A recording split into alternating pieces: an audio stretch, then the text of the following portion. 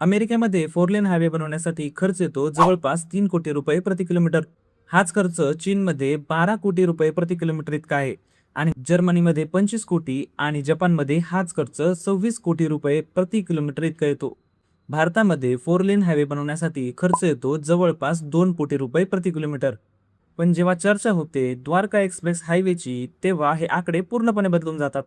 द्वारका एक्सप्रेसवेचा सुरुवातीचा खर्च होता 18 कोटी रुपये प्रति किलोमीटर. पण हा प्रकल्प पूर्ण झाल्यानंतर हा खर्च तब्बल 250 कोटी रुपये प्रति किलोमीटर इतका पोहोचला होता. यानंतर स्पष्टीकरण देण्यात आलं की सुरुवातीला फ्लॅट हायवेचा प्रस्ताव होता, पण नंतर एलिव्हेटेड एक्सप्रेसवे बांधण्यात आला. तरी एक प्रश्न मनात येतो, एलिव्हेटेड हायवे बनवल्यानंतरही खर्च 18 कोटीवरून थेट 250 कोटी रुपये इतका कसा पोहोचला?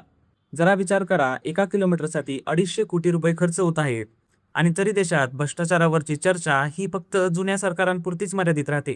तुम्हाला काय वाटतं? हा खर्च योग्य होता की या प्रकरणाची सखोल चौकशी व्हायला हवी? तुमचं मत कमेंटमध्ये सांगा आणि अशाच माहितीसाठी आपल्या पेजला फॉलो करा.